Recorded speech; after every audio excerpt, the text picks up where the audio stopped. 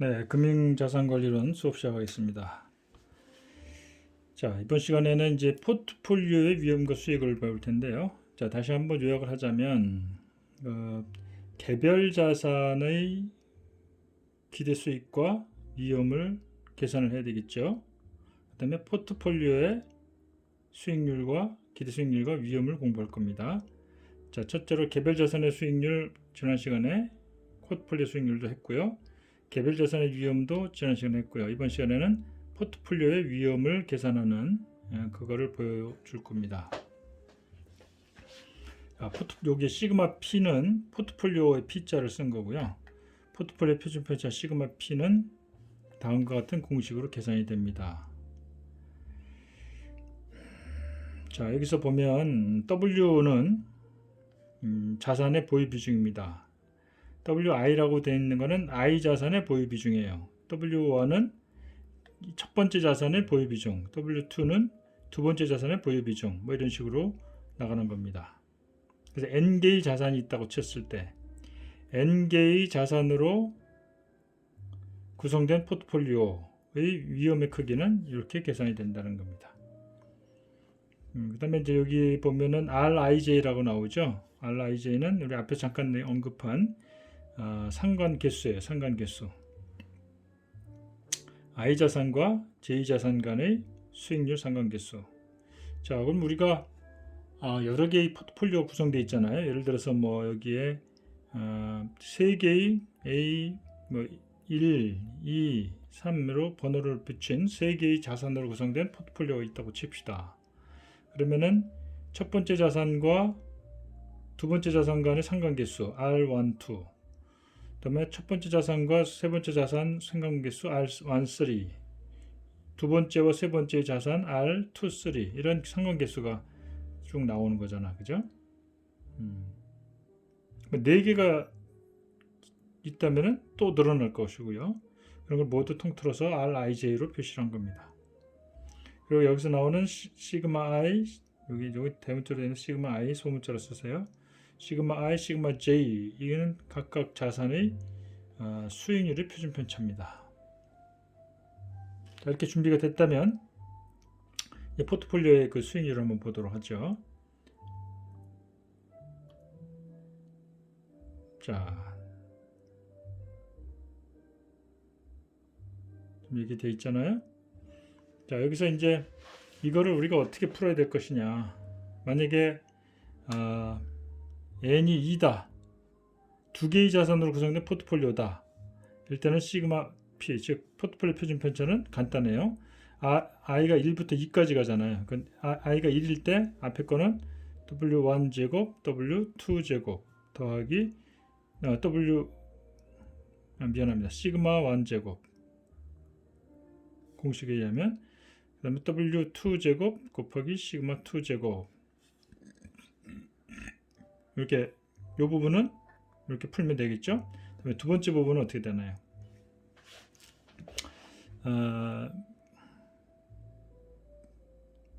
우리가 그럼 먼저 잠깐만요. n이 3일 때의 경우를 먼저 설명하고 할게요. n이 3일 때, 즉 포트폴리오에 그 포함된 그 수가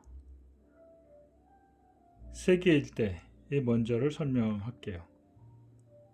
여기서 이제 n이 3이란 말이에요. 그럼 3개의 자산으로 구성된 거예요. 예를 들어서 1번, 2번, 3번 이 3개의 자산으로 구성된 포트폴리오가 있다고 칩시다. 이럴 때 먼저 이제 이 부분을 풀어봅시다. 그러면 W1 제곱 시그마 1 제곱 플러스 W2 제곱 시그마 2 제곱 플러스 W3 제곱 시그마 3 제곱 3개 각각을 하는 거예요. 그 다음에 이 부분이 좀 복잡해 보이죠? 시그마가 이중 시그마가 된 거는 고등학교 때 이런 거 못 봤죠? 이것도 그렇게 어렵게 생각할 건 없어요. 단 여기서 이제 I와 J는 같지 않다. 요거 조건이 들어가고요. 그럼 먼저 안쪽에 있는 시그마 먼저 풀어요. 바깥에 거 놔두고요. 그래서 이 부분을 푸는 거를 좀 먼저 설명할게요. 그러면 이 부분에서 이제 j가 1부터 3까지인 경우를 보는 거예요. 그러면 바깥에 있는 시그마 i는 1부터 n까지는 그대로 놔두고요. j가 1부터 3일 때의 경우를 먼저 볼 겁니다. 그러면 i는 빼고 j가 변하는 것만 보는 거예요. 그럼 여기서 자 i는 그대로 놔뒀죠. 요거 j가 1부터 n까지인 요 경우만 보는 겁니다. 그러니까 j가 1일 때 그러면 i는 건들지 않아요. w1 j가 1일 때니까 r i 1 시그마 i의 시그마 1 이게 j가 1일 때 이렇게 풀었어요. 플러스 j가 2일 때 wi의 w2 r i 2 시그마 i 시그마 2 이렇게 되겠죠. 자, 다음 j가 3일 때 wi의 w3 그죠? r i 3 시그마 i의 시그마 3 j를 안에 걸 다 풀었습니다. 이런 다음에 이제 i를 풀어요. i가 1일 때, 2일 때, 3일 때. 그럼 요거 세 개를 써야 되겠죠? 그러면 i가 1일 때 어떻게 되나요? w1, w1, ri1. 자, 근데 지금 i와 j가 같은 경우는 빼라고 돼 있죠? 이거는 j가 1일 때 i가 1인 경우는 쓸 필요가 없어요. 이거는 할 필요가 없어요. 그죠? 하지 마죠. 여기 하지 말라고 돼 있잖아요. 왜냐면 i가 1일 때 j가 1인데 i도 1이면은 i와 j 같은 값을 갖잖아요. 그죠? 이건 빼버립니다. 같은 경우는 사실 요 부분으로 커버가 된 거예요. 자, 그러면 이제 i가 1일 때 요 부분은 i와 j가 같지 않으니까 쓰면 돼요. w1, w2, r1, 2, 시그마 n1, 시그마 2 그대로 내려왔죠. 더하기 다음에 w1, w3, r1, 3, 시그마 1, 시그마 3가 됐습니다. 자, i가 2일 때 볼까요? 그럼 요건 2하고 1이 같지 않으니까 쓰면 되죠. 내려오면 w2, w1, r21, 시그마 2, 시그마 1이 됐어요. 더하기 자, 여기 j가 2인데 i가 2면은 할 필요 없다고 했죠. 이건 비워두고요. 그다음 여기 부분은 w2, w3, r23, 시그마 2, 시그마 3가 되죠. 자, 다음에 i가 3일 때를 볼까요? 자, w3, w1, r31, 시그마 3, 시그마 1 더하기 w3, w2, r32, 시그마 3, 시그마 2 그리고 여기 33 같으니까 필요가 없어요. 그죠? 자, 여기 세 개를 다 더하게 돼 있죠? 플러스 플러스 플러스 플러스 다 해봐요. 그럼 가만히 보면요. W1, W2, R12, 시그마 1, 시그마 2는 W2, W1, W21 요거 같은 거예요. 순서만 바뀐 거예요. 1과 2의 상관계수는 R12로 표시하나 R21으로 표시하나 같은 거죠. 2와 1의 상관계수, 1과 2의 상관계수 같은 거예요. 순서 바뀐 거죠. 요거 같아요. 그렇죠? 그다음에 1, 3, 3, 1 요거하고 요거가 같아요. 2, 3, 2, 3 요거 같죠. 그래서 결과적으로 이렇게 보면은 요 부분하고 요 부분을 지금 요 부분은 어떻게 쓴가요? 두 개의 W1, W2, R12, 시그마 1, 시그마 2 더하기 두 개의 W1, W3, R13, 시그마 1, 시그마 3 그다음에 두 개의 W2, W3, R23, 시그마 2, 시그마 3 이게 됩니다. 그러니까 요것과 요 부분하고 요 부분 두 개 합친 게 답이 되는 것이죠. 자, n이 3일 때 얘기입니다. n이 3일 때. 그럼 n이 두 개일 때는 어떻게 될까요? n이 두 개일 때 다시 있을까요?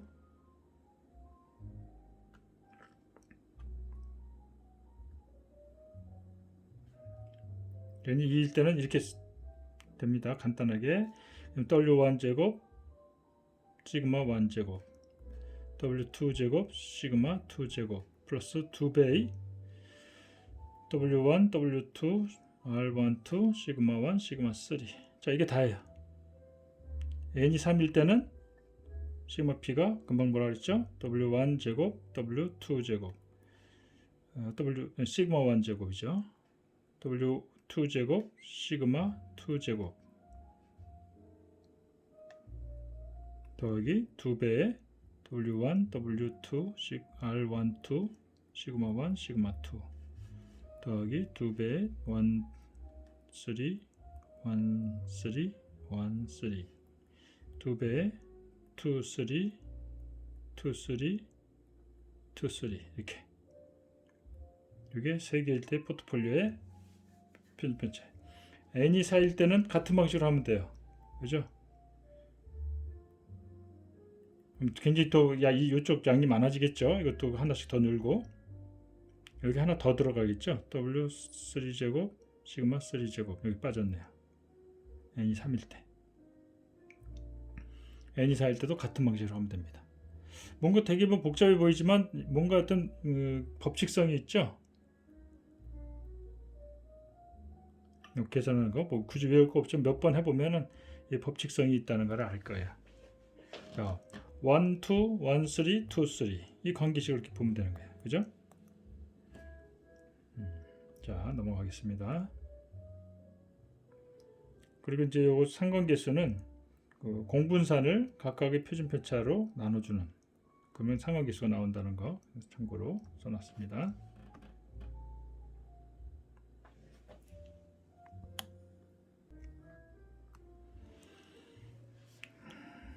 자, 그래서 이제 포트폴리오의 이제 수익과 위험을 계산하는 걸 한번 살펴볼 텐데요. 재밌는 예를 볼게요. 먼저 서로 독립적인 특수한 경우를 봅니다. 서로 독립적인 증권에 분산 투자를 한다. 두 개의 증권이에요. n이 2일 때. 독립적인 증권은 뭐래요? 인디펜던트하다. 독립적이면은 상관관계에 없지요. 즉 상관계수가 제로예요. R1, 2가 제로가 되는 거예요. 상관계수가 0이라는 얘기는 뭐냐? A와 1과 2가 움직일 때 서로 연관성이 전혀 없어요. 예를 들어서 1과 2가 막 지멋대로 막 변하는데 A는 꿈쩍도 안 해요. 아무 영향을 안 받아요. 그럼 상관계수가 없는 거예요. 자, 그래서 이제 포트폴리오 리스크는 그 포트폴리오 표준 편차는 이 부분만 있으면 돼요. 지금 w1 제곱 시그마 1 제곱 플러스 w2 제곱 시그마 2 제곱 땡땡땡 w1 제곱 시그마 n 제곱 여기 n이 잘못된 거죠. 시그마 n 제곱의 제곱근 이게 표준 편차가 되는 거예요. 자, 예를 들어 볼게요. 두 개의 회사가 있습니다. 두 개의 회사의 그 주가 수익률과 거기에 대한 확률이 이렇게 다음과 같이 간단한 형태로 주어졌다고 칩시다. 두 가지 그 결과가 두 가지만 예상이 돼요. 잘 될 경우, 잘못될 경우. 회사가 잘 나갈 경우, 잘 못 나갈 경우. 잘 나갈 경우는 수익률이 40%고요. 그 확률이 55%.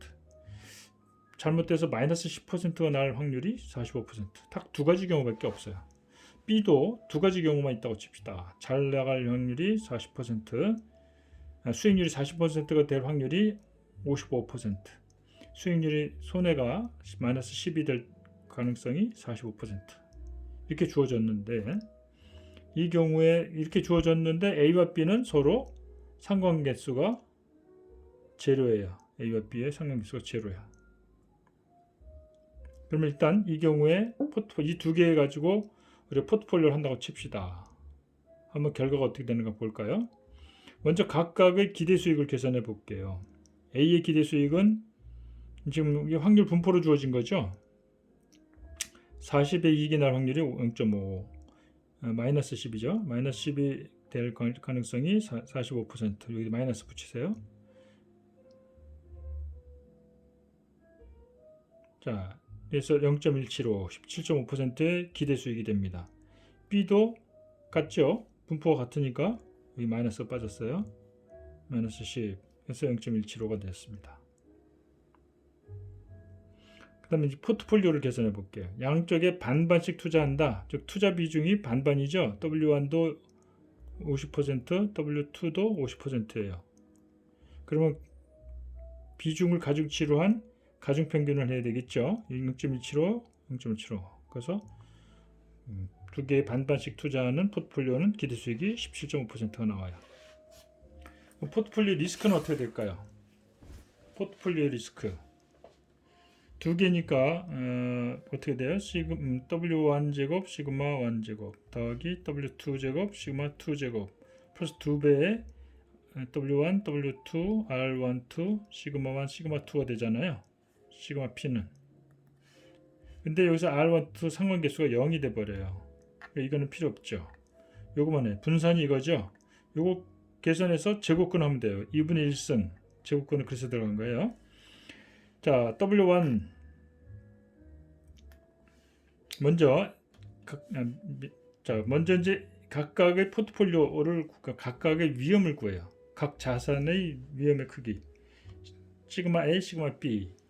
자, 각각의 위험을 먼저 구합니다. 지금 요거는 포트폴리오의 그걸 구한 걸 내가 미리 순서를 바꿔서 먼저 설명했는데 요건 좀 이따 다시 보기로 하고요. 개별 자산의 위험의 크기를 보는 겁니다. 개별 자산의 위험의 크기는 어떻게 돼요? 개별 관측치 빼기 기대 수입, 여기 편차죠. 편차의 제곱을 확률로 곱해줘요. 확률 평균을 해주는 거예요. 마이너스 10일 때도 편차 계산해서 해서 제곱근하면 0.249가 나와요. B도 분포가 같으니까 식이 똑같죠? 0.249가 나와요. A와 B 각각의 표준 편차가 24.9%가 나왔어요. 그러면은 이걸 이용해서 포트폴리오의 리스크를 구하는 거죠. 지금 반반씩 투자한다 했잖아요. 포트폴리오 리스크. 지금 여기서 봤듯이 이 부분은 생각할 필요가 없죠. 요것만 하면 돼요. W1 제곱 시그마 1 제곱 W2 제곱 시그마 2 제곱 하면 17.6이 나옵니다. 자, 보세요. 지금 두 회사가 확률 분포가 똑같아요. 수익이 날 가능성도 똑같고 수익의 크기도 똑같고 손해 날 때도 똑같고 그래. 근데 각각에 투자하면은 내가 만약 1억 원을 전부 다 A에 투자하면 위험이 24.9%예요. 수익률은 17.5%고요. B에다가 전부 다 1억 원을 다 투자하면은 위험의 크기가 24.9%, 수익은 17.5%.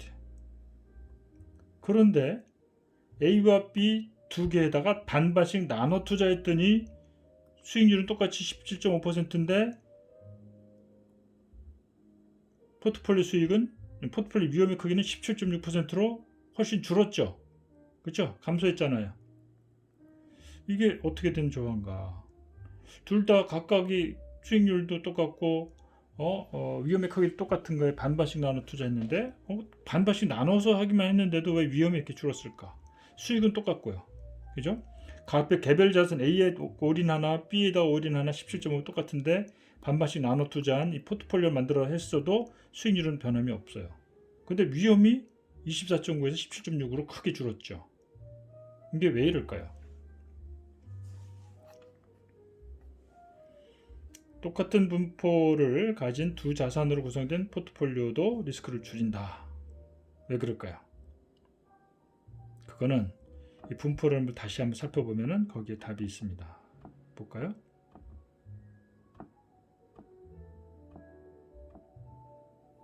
여기 보면은 수익률이 높을 때 낮을 때 각각 확률이 똑같잖아요. 근데 여기서 여러분들이 놓칠 수 있는 게 뭐냐면은 A가 40% 이익이 난다고 날 경우와 B도 40% 수익이 날 확률이 55% 똑같지만 A가 수익 날 때 반드시 B도 수익이 나야 된다는 얘기는 없잖아요. 그냥 분포만 이렇다는 거예요. A가 40의 이익이 났을 때 B는 10만큼 손해가 날 수도 있어요. A가 A만큼 마이너스 10만큼 손해가 났을 때 B는 40%만큼 이익이 날 수도 있는 거예요. 서로 약간 엇갈릴 수가 있는 것이죠. 그렇죠? 그런 것들 때문에 이렇게 반반씩 나눠 투자하면 분산 투자가 되는 것이죠. 분산 투자를 통해서 수익률이 일정하더라도 이 경우에 포트폴리오의 위험의 크기는 줄었다 하는 것을 알 수가 있어요. 자, 이제 답이 나왔나요? 금방 앞에 페이지에 설명한 거예요.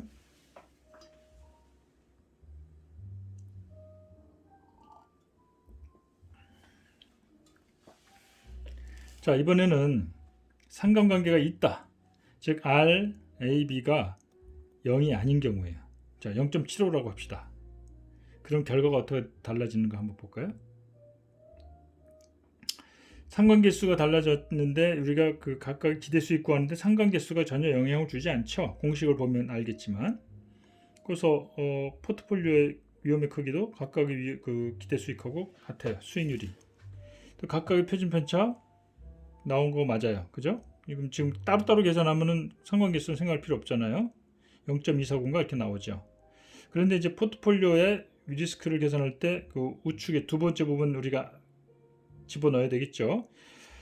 먼저 W1제곱 시그마 1제곱 W2제곱 시그마 2제곱 더하기 2배의 이건 상관계수, 그죠? 어느 거 먼저 곱해 상관없죠.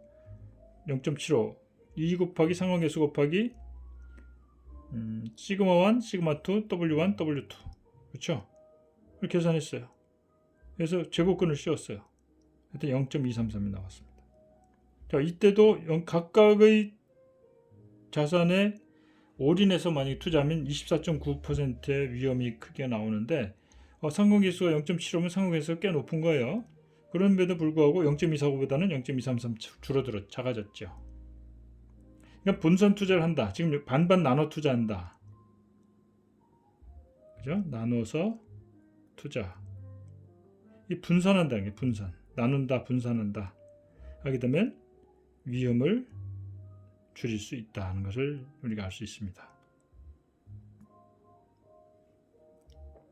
포트폴리오 구성을 통해서 한 주식만 보유하는 것보다 리스크가 줄었다. 분산 투자를 왜 하는지 알겠죠? 위험을 줄이려는 거예요.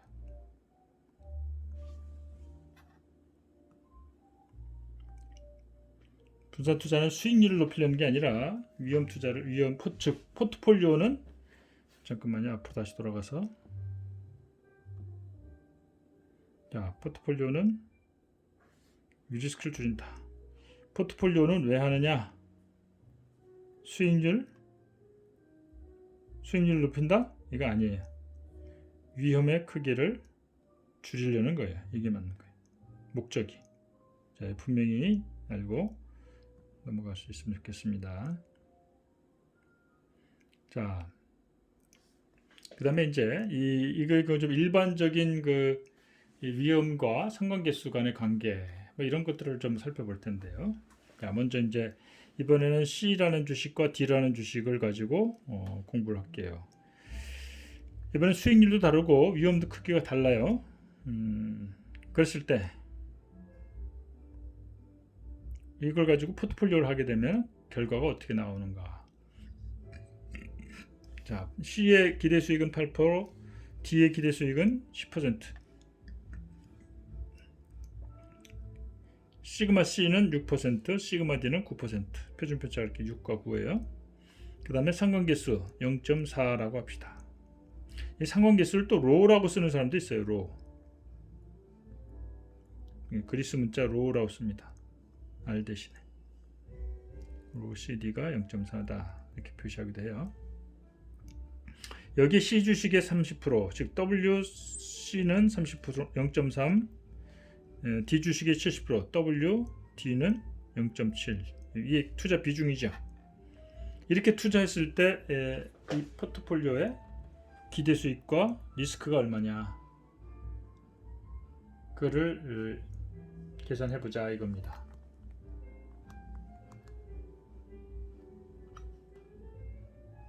자, 먼저 포트폴리오 기대 수익은 각각의 기대 수익이 나왔잖아요. 8과 10이잖아요.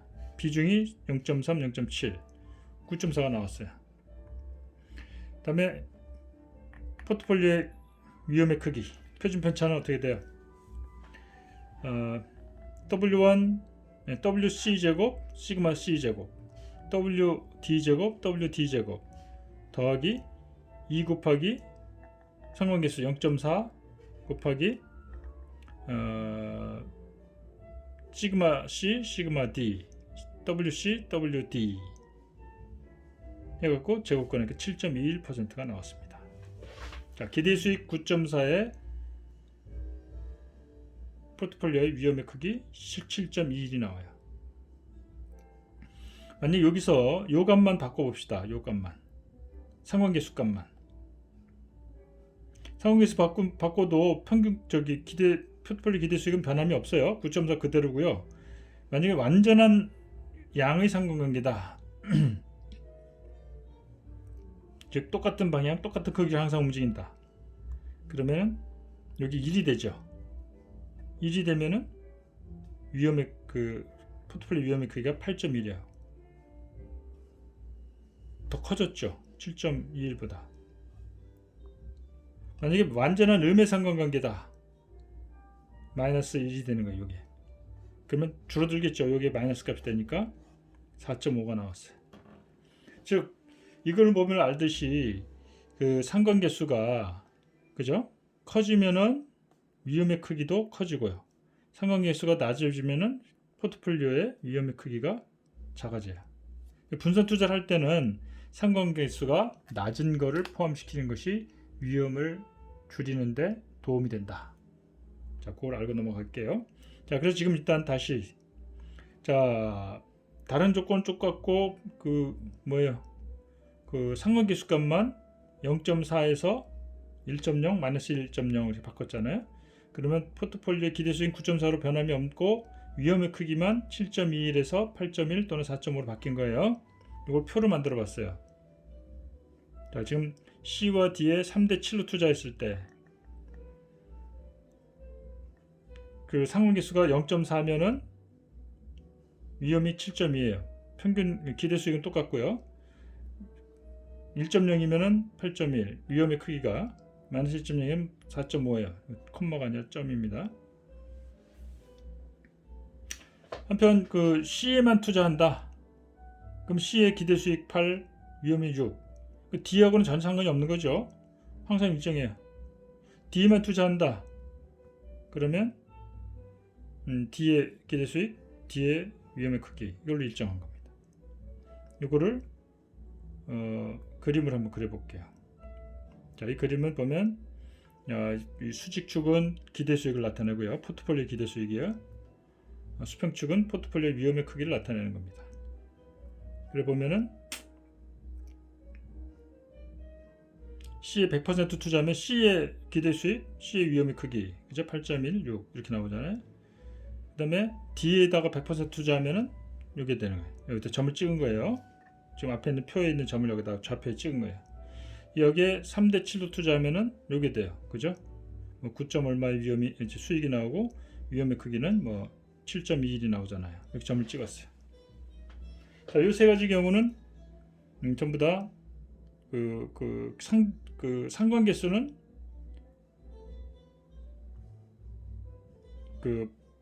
지금 여기 설명에는 이제 상관계수만 다르게 한번 표시해 봅시다. 자, 3대 7로 투자하는 건 그대로 똑같고요. 상관계수가 0.4일 때 하고 1.0일 때 마이너스 1.0일 때 금방 계산한 거 있잖아요. 그 표시하면 요 세 점이 되는 거예요.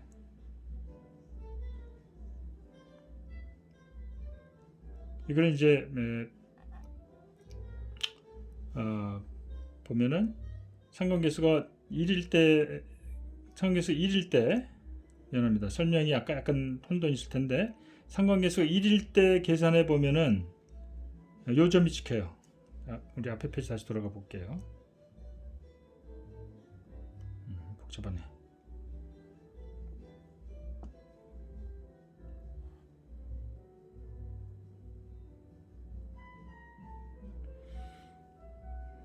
상관계수 1일 때 9.4, 8.1이잖아. 그죠?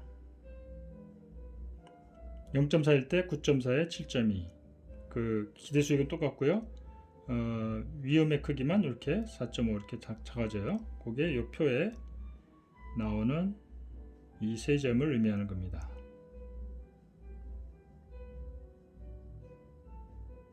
자, 지금 3대 7로 투자하는데 상관계수가 0.4일 때 1.0일 때 마이너스 1.0일 때 점이 이렇게 찍혔어요.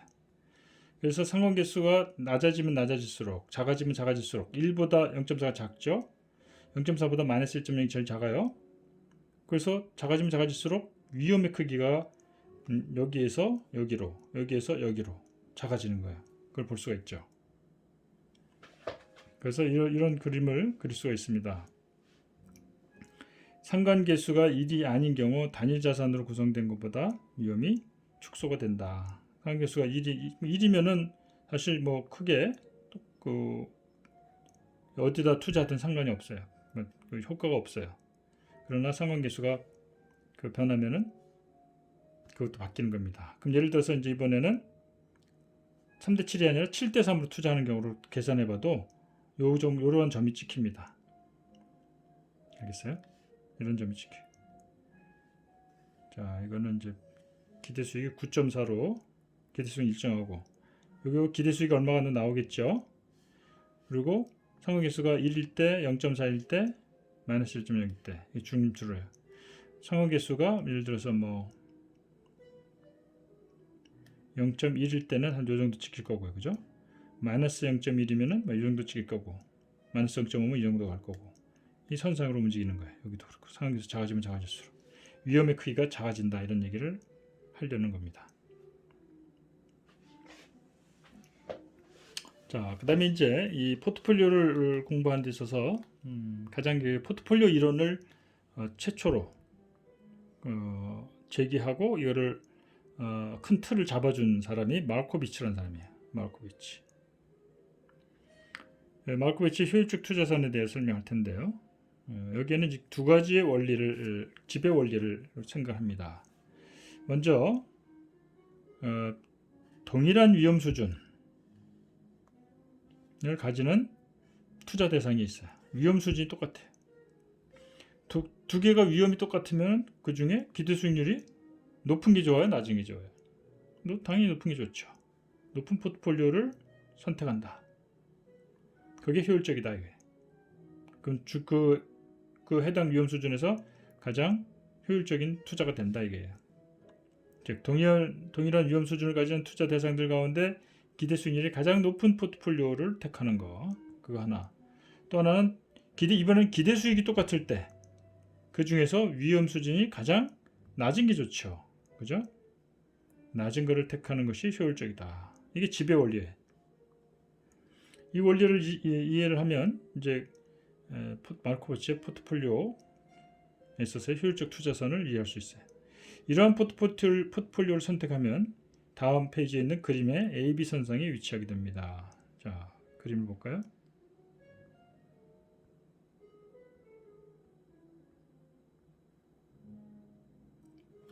지금 예를 들어서 동일한 수익 중에 여기 지금 요 1, 2, 3라고 합시다.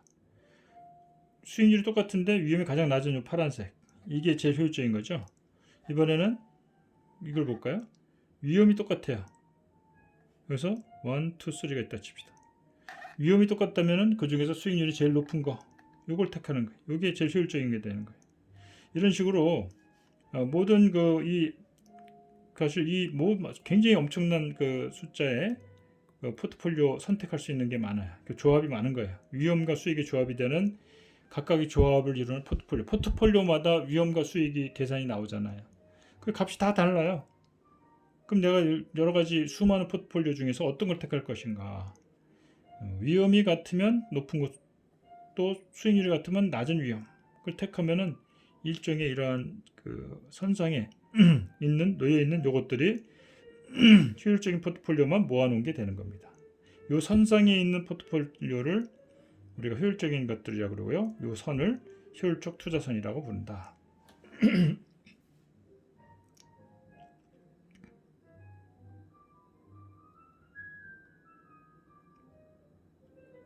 그래서 선 AB를 효율적인 프론티어, efficient frontier 또는 효율적 투자선, 이렇게 이름을 부릅니다. 증권시장에서는 모든 위험 자산들과 그리고 이들 자산으로 구성된 선택 가능한 모든 포트폴리오를 우리가 머릿속으로 생각해 볼 수 있죠. 그 중에서 기대수익과 표준편차, 포트폴리오 표준편차 경계를 나타내면 이처럼 그 엄청나게 많은 숫자의 포트폴리오를 우리가 그려볼 수가 있는데요. 그 중에서 가장 효율적인 것들만 모아놓은 것, 이게 효율적 투자입니다. 자, 여기서 이 바깥에는 어떤 게 있을까요? 바깥에 어떤 게 뭐 가능할까요? 위험이 이 정도인데 이 위험 대비해서 이 선을 벗어나 있는 이 포트폴리오 가능할까요? 이건 현실적으로 존재할 수 없는 포트폴리오입니다. 왜냐하면 우리가 이 위험 대비 가장 높은 수익률을 올릴 수 있는 포트폴리오를 여기가 끝이에요. 그걸 넘어서는 것들은 더 이상 불가능한 것들이죠. 또 거꾸로 같은 그 위험이라면 그 중에 수익률이 가장 위험이 가장 같은 수익률이라면 위험이 가장 낮은 거 뭐 이런 걸 택할 수 있는 것들이에요. 이 바깥에 벗어난 것을 얻을 수가 없어요. 자, 요 수익률에서 가장 위험이 낮은 게 이건데 이 수익률에서 이보다 더 낮은 위험을 가진 포트폴리오를 우리가 찾을 수가 없는 겁니다. 근데 한 가지 이것과 관련해서 여러분들이 꼭 알아야 될 것은 우리가 이제 사기를 당하는 게 많아요.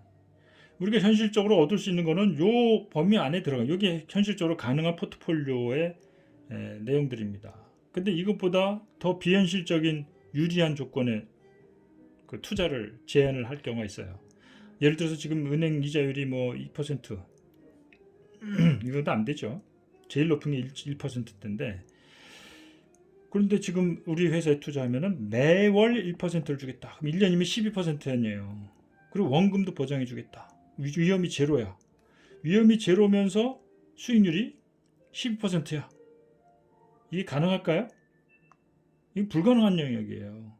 근데 이걸 얘기하면요, 우리 기본적인 이 여러분들 같이 금융자산 관련도 듣고 금융경제학도 듣고 해서 이제 금융에 대한 기본적인 그 감각죠, 금융 IQ라 그러죠. 그거를 가진 사람들은 이런 얘기하면 저거 불가능한 건데 저게 가능해? 저거 사기 아니야? 해서 의심하면서 절대 이런 데 투자 안 합니다. 근데 이 모르는 사람들은요 그냥 혹해요. 또 가만히설로 막 우리는 이거 하면은 어디 확실한 투자가 있어가지고 거기다 돈만 맺겠다 하면 돈 뗄 염려도 없고 뭐 이런 식입니다. 그렇게 해가지고 사기치는 거예요. 이번에 여러분들 옵티머스 사건 많이 들었을 거예요. 옵티머스.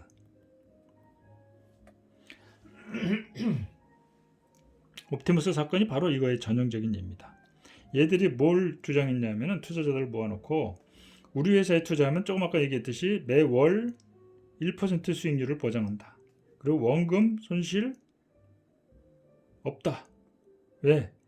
가장 안전한 국공채는 아니고 그 공공기관, 공영 국가의 공사기관, 그죠? 공사채를 산다. 공사채는 정부가 보증해 주는 거 아니에요. 정부가 보장해 준다는 거는 국민의 세금으로 보장해 준다는 거예요.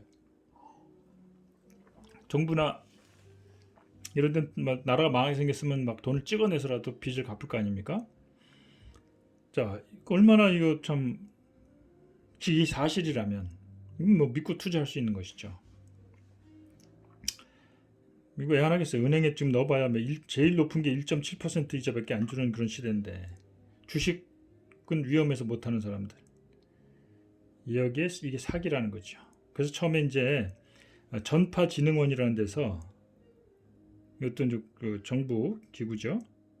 여기서 1,000억 원을 옵티머스에 투자합니다. 근데 이 전파진흥원이 여기 투자하는 그 과정도 미스테리예요.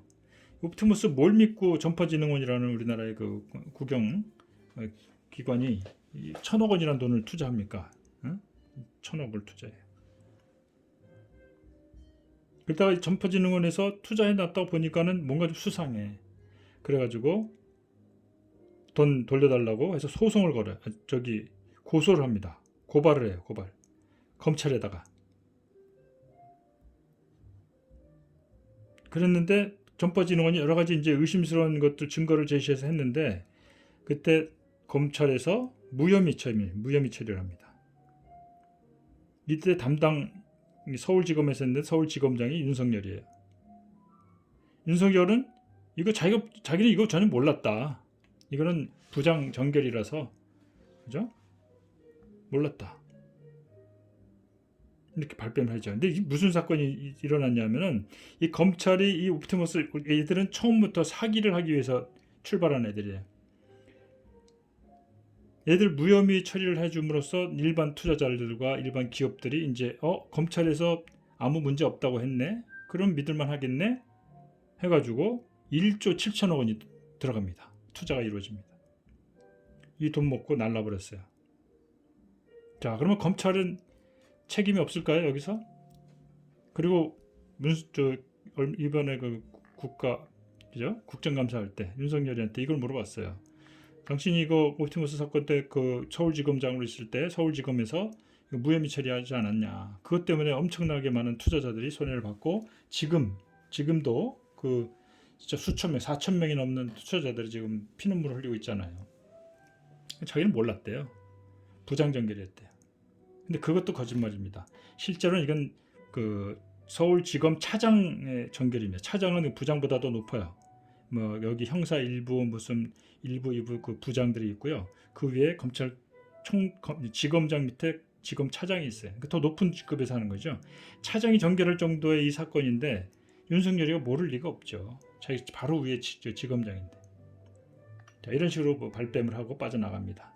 근데 이 옵티머스 사건에 그 1조 몇천억이나 되는 돈이 어디로 흘러갔느냐? 이것이 이제 그 각각의 그 뭐 전파진흥원이든 여러 우리 공공기관에서 뭐 돈이 들어가고 개인 투자자들이 막 돈이 들어가는 과정에서 이거 믿을만하다라고 보증이라기보다는 막 선전하고 내세우는 얼굴 마담들이 있어요.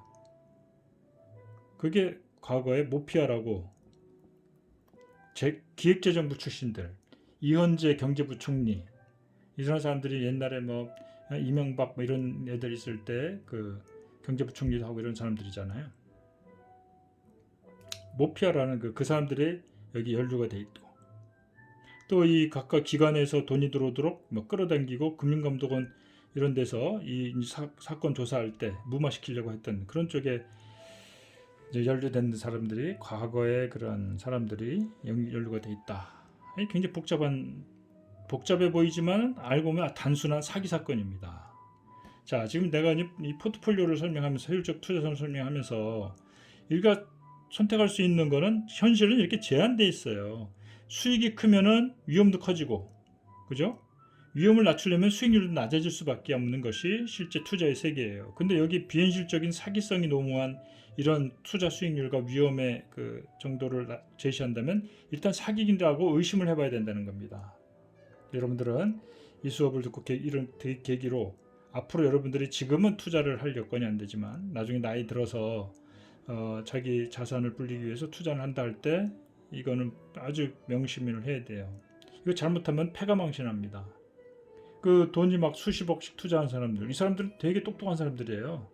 영어 피땀 흘려서 돈을 벌고 또 자기가 일하는 데 있어서도 아주 성공한 사람들이니까 그 정도 투자할 여력이 있는 거 아니겠어요? 그런 사람들도 속아 넘어가는 거예요. 그러니까